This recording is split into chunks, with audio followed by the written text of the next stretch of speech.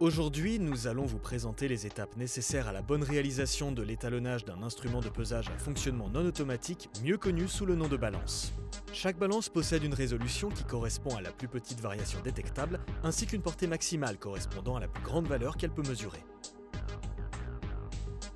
Au préalable, l'opérateur doit suivre une liste de contrôle non exhaustive pour réaliser l'étalonnage dans les meilleures conditions. Il doit ainsi s'assurer que la balance est bien mise à niveau, s'assurer de son état général, comme par exemple la propreté du plateau de pesée ou la possibilité de lire l'indication sur l'afficheur, un temps de stabilisation après mise sous tension de l'appareil est à respecter et les conditions ambiantes doivent être maîtrisées. Pour les étalons de masse, il existe plusieurs classes définies par la recommandation internationale OIML R111-1. Elles sont réparties en 3 catégories, la classe E, F et M. Les masses de classe E sont les plus précises. Pour pouvoir étalonner une balance, l'opérateur doit se munir d'étalons ayant une masse de précision adaptée aux spécifications de la balance. En effet, une balance ayant une résolution au milligramme près devra être étalonnée avec des étalons de classe E ou F, dépendant de sa portée maximale.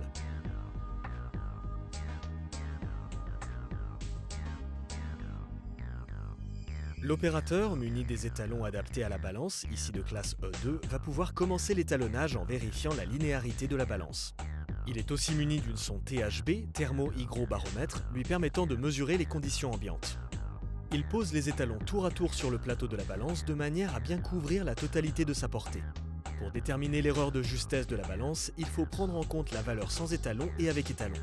Le programme d'étalonnage recommandé est en 4 points de mesure, respectivement 25%, 50%, 75% et 100% de la portée. Ces points sont toujours adaptés par rapport à l'utilisation de la balance. Ensuite, un essai d'excentration est réalisé. Pour cela, l'opérateur se munit d'une masse ayant pour valeur environ un tiers de la portée maximale. Dans un premier temps, il la dépose au centre. Dans un second temps, aux 4 côtés du plateau à des endroits bien définis. Il est préconisé d'effectuer cet essai d'excentration sur une demi-mesure entre une extrémité et le centre du plateau. La détermination de l'excentration permet de définir si la mesure s'effectue de façon homogène sur toute la surface du plateau. Elle peut être omise dans des cas d'utilisation définis par le client. La répétabilité de la balance est aussi à prendre en compte. Pour cela, l'opérateur se munit d'un étalon ayant pour valeur environ 1/2 de la portée maximale. Puis il réalise au moins 5 pesages successifs, tout en prenant soin de noter la valeur sans l'étalon et avec l'étalon. C'est ce qu'on appelle plus communément l'essai de fidélité. Parfois, lors de l'achat de la balance, une masse est fournie avec celle-ci pour pouvoir réaliser des vérifications intermédiaires entre 2 étalonnages. Cette masse peut être étalonnée par notre laboratoire, à l'aide de nos comparateurs, ayant une précision pour l'étalonnage de masse allant jusqu'à la classe E1, sous l'accréditation ISO 17025. Pour finir, un certificat d'étalonnage vous est transmis. L'incertitude fournie est le résultat de plusieurs incertitudes portant sur la masse volumique de l'air, l'excentration de la balance, la répétabilité de la balance, la convection des étalons, les étalons utilisés pour l'étalonnage, la résolution de la balance, et sur bien d'autres composantes pouvant impacter le résultat de l'étalonnage.